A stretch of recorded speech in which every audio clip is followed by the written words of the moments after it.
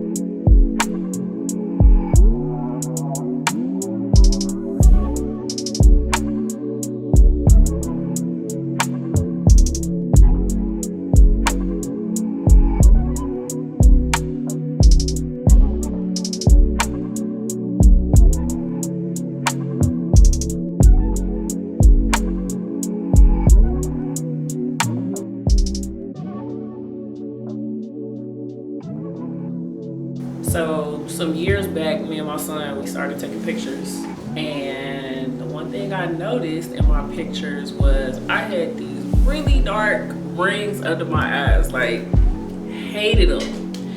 And so the photographer I was shooting with at the time, she was telling me, get you some concealer. And I was like, oh, okay. Mind you, I am a licensed cosmetologist, went to cosmetology school, but you know, in cosmetology, you only spend like a brief moment on makeup.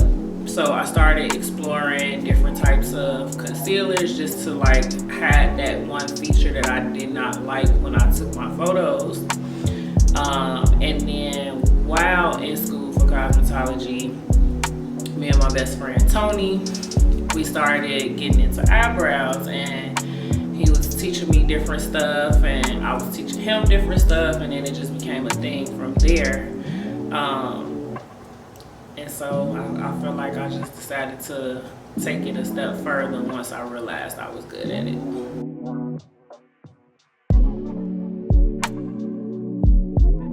My love for makeup is strictly because I like taking my canvas, being my face, and creating beautiful art on it.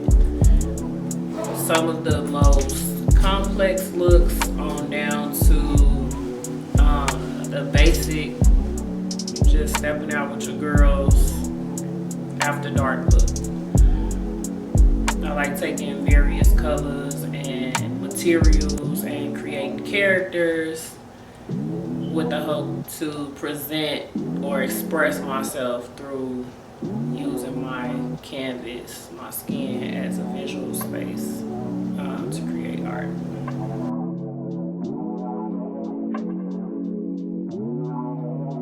I think it just went well with doing hair. Some years back, I started selling hair extensions when bundles became popular. I want to say I made my first 30K just selling hair. And then I would have girls come to me like, man, I need my makeup done. I'm going out tonight. So I'm like, okay, what's up? I could do a little of this, a little of that. And then a little of this and a little of that just grew to doing full glams and little basic eyeshadow, some brows.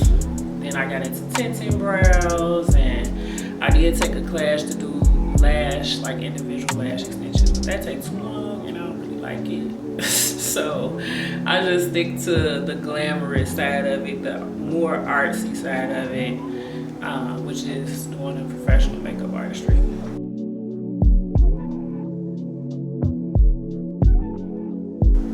I will say my first client experience was nerve-wracking. I have all of these various talents, right? And I think makeup is probably the one that I could do with no nerves in front of people. But when I jumped back into it, I was nervous, like sweat nervous. And then I started doing the eyebrows, and I'm hearing in the background like, okay, brows, go crazy on the brows. And I'm like, okay, they think I'm doing good. And then from there, got into blending the various shades, and I was very happy because my client was, recording a BTS, and I'm like, okay, she must like it. But I will say it was just extremely nerve-wracking. I don't care how passionate I am about something, because I am passionate, sometimes the first experience or the first encounter in that lane as a professional can present some nerves. But now that I've done it a couple of hundred times, it's a breeze.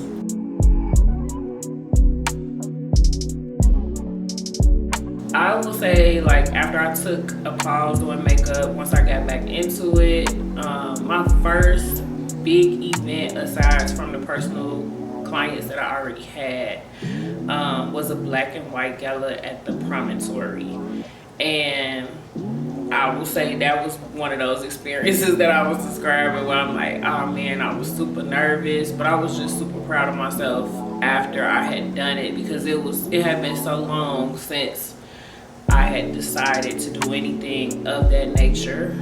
I want to say maybe the most recent fashion show that I had done prior to that fashion show was probably 3 years before that. And so I was super proud of myself because, at the time, it was one of those, okay, can you really get back out here and do it? Like, is this gonna be it for you? And so I did it, I nailed it, and I kept, whenever somebody would send me an event to attend or to participate in, I would shoot my shot, send them my, my Instagram and some of my work, and say, hey, this is what I could do, and then sometimes I get booked. But aside from that one, I would say the next most memorable one was when I did the Hard Knock Life fashion show. It wasn't more so because of who was there. It was just, I would say for me, again, just a representation of how far I have come in my career. And I had a real strict goal as far as how much I wanted to accomplish and what type of looks and events I wanted to present my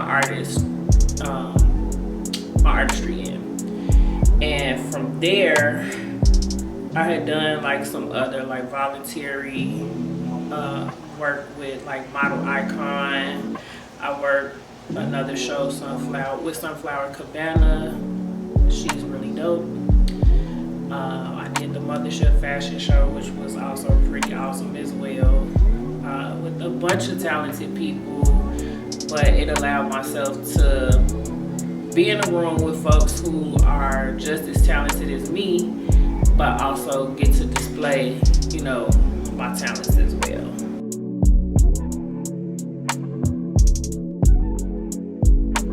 Yes.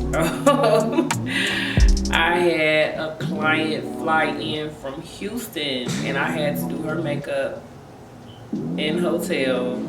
She wanted lashes, she wanted all of this stuff. Left the lashes.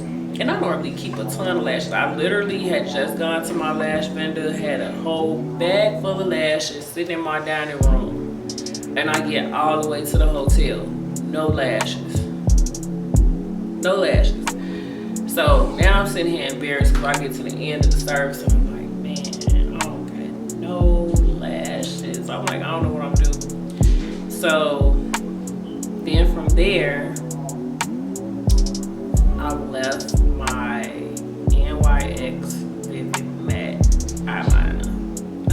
So not only did I not have any lashes, I didn't have my new eyeliner.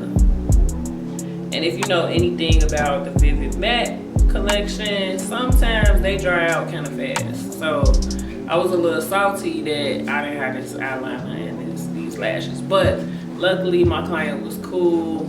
I gave her some money off for, you know, being careless and forgetting her lashes. And it didn't turn into so much of a disaster after that though. She was cool.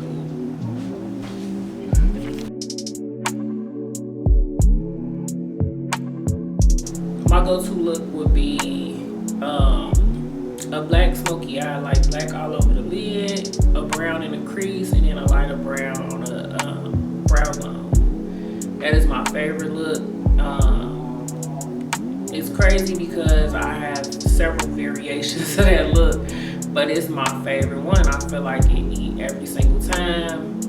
It does not matter what the occasion is, whether it's daytime or nighttime. And sometimes if I want to make it a daytime look, I will go with like a brown in opposed to black all over the lid. But it's very, I would say it's very editorial. It's very clean, but it's bold at the same time. You can rock it with a nude lip or a popping red lip.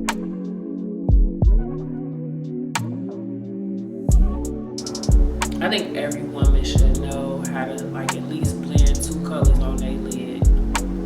A dark shade and a light shade, or a dark shade and a shimmer. If you don't know nothing else about makeup, throwing a little pop of color on your lid is something that you should know. Taking a fluffy brush and spreading out the color, the darker shade, and then taking your finger and tapping it inside of a nicely pigmented shimmer will give you a solid look, and maybe an eyeliner if you bad.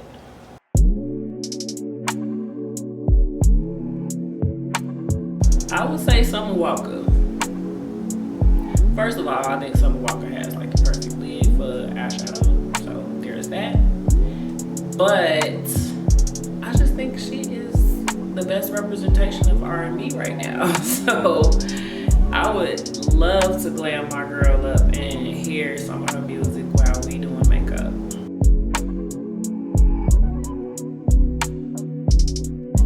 As a makeup artist, I get to make women feel beautiful. Believe it or not, I have a lot of women that come to me pouring their heart out about what they got going on in their life.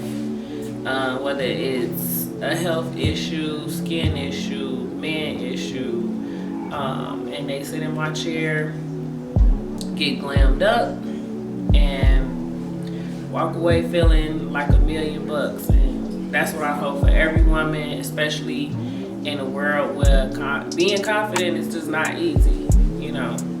So I love making women feel beautiful and more confident than they were when they sat down in my chair.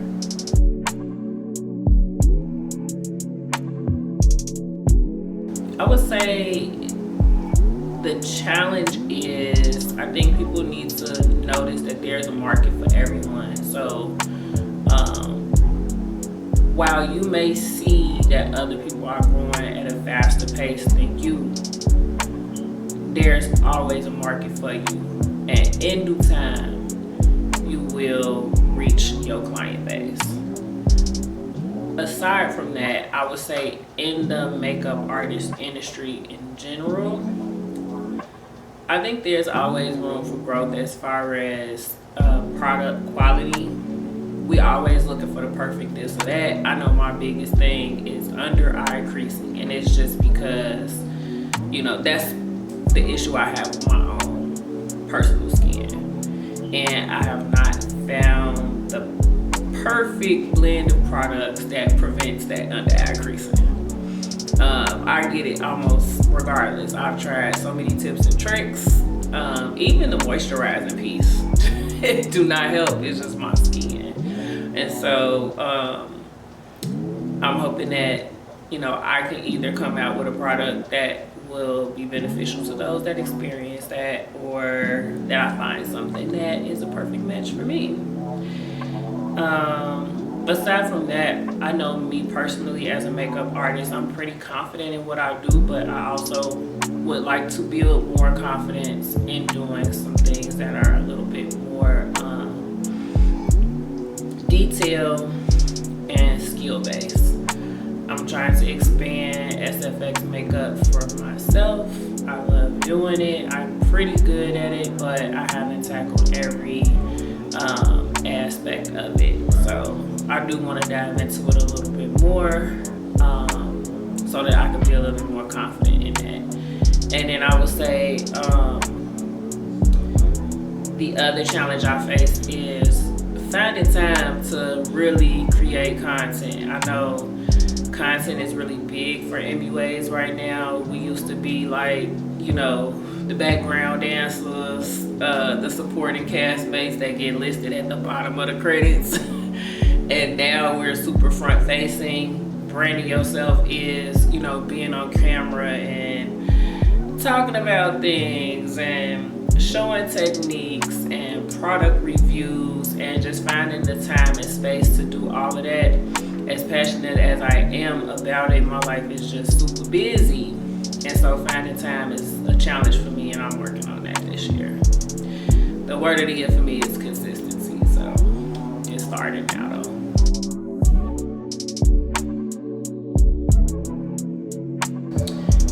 Several makeup artists. I would say I started out watching B. Marie and her bold cut creases. I remember when cut creases were super popular.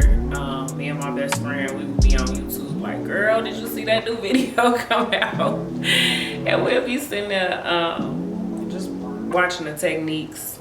I really love Nikki tutorials.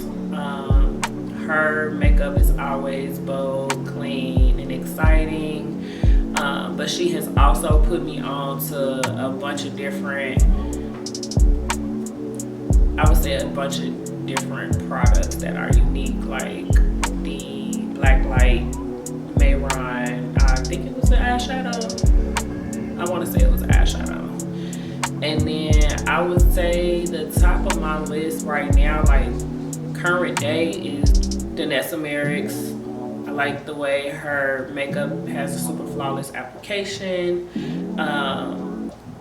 And I like that it's dynamic, it's multi-use. And she's been a big game changer in the makeup industry. Had the opportunity to meet her at the makeup show in Chicago last year. Was that last year? That was last year. In the fall. So those are my inspos.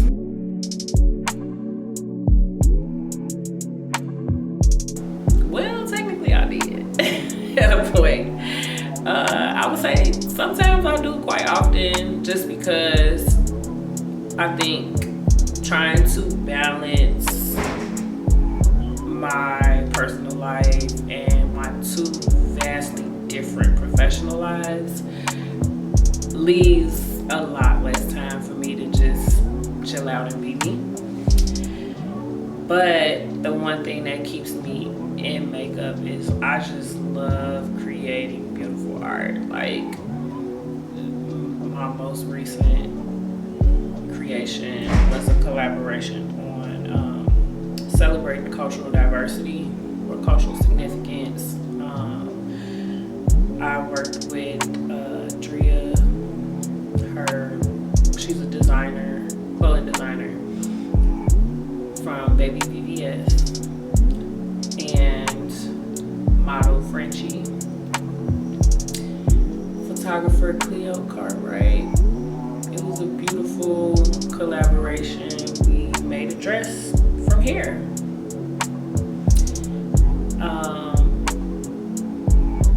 And I would say working on that project definitely tested my skill set, but also gave me a nice little confidence boost, because sometimes when you're doing makeup just behind the chair, it all look the same. Everybody want a soft glam with either a new lip combo or a red lip. It's just everybody is the same. They want the same thing.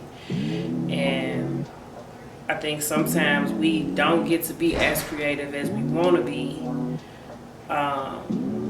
because that's not what everyday consumers are looking for. So now that I've found a space to continue to create, I've chosen not to step away. But if I do, it's because I'm just a big boss and I've upgraded my life. I got a product line and I'm standing behind that. I might do some showcase work every now and then, but that's where it'll stop. I would say I'm working towards, now that I've had like the experience with fashion shows, I want to step into a different realm of artistry. I definitely want to get into like TV and film and try out SFX makeup with them, doing like burns, cuts, and bruises. I wouldn't mind doing like everyday glam, for just general makeup, but I definitely want to try the SFX scene, like with TV and film. I wouldn't mind doing a red carpet look or two. That'd be dope. Like, I kind of just want to touch areas of the business that I haven't touched before, and then like as I move through it, kind of see where I want to end up. Like, I know doing makeup is the easiest part, but knowing who you want to work with and what that looks like for you, the atmosphere totally matters for me. The energy totally matters. So that's where I'm at.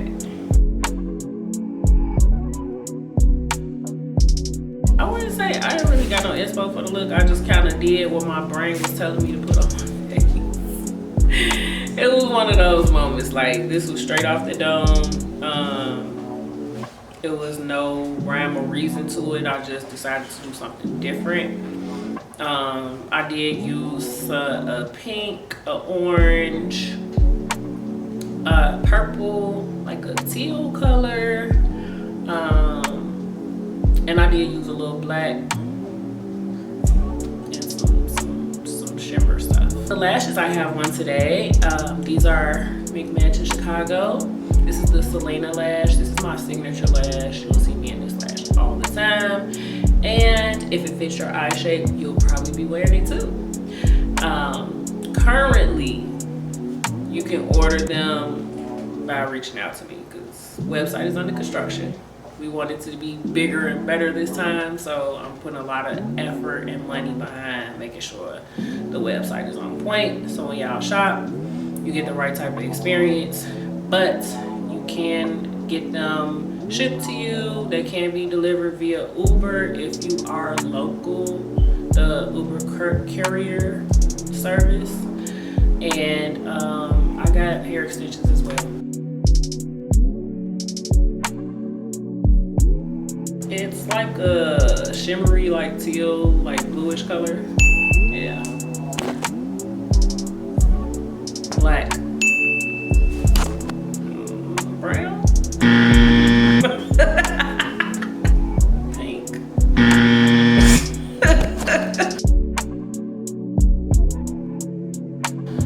I think just getting to know the person just now,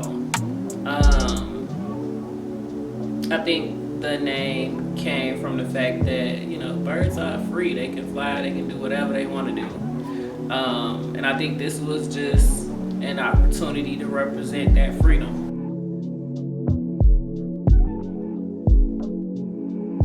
So my preferred color from the 21 palette is Spoiled Brat. I personally like it because it's bold. My eye is constantly drawn to it.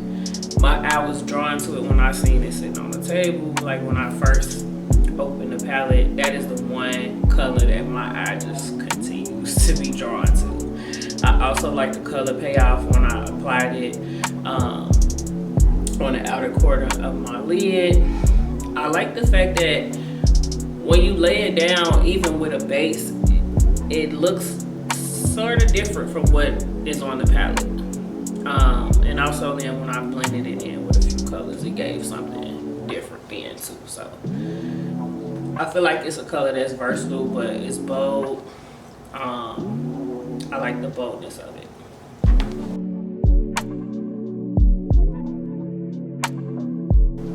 Of course it would be an eyeshadow palette, but I think lip kits would be dope.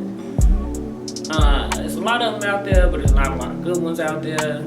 I would say a lip kit, like the perfect lip combos, the holy grail of lip combos, the ones that you see, like a lot of people come to MUAs for just in one box, the pencil and the lip color and maybe a gloss as a topper.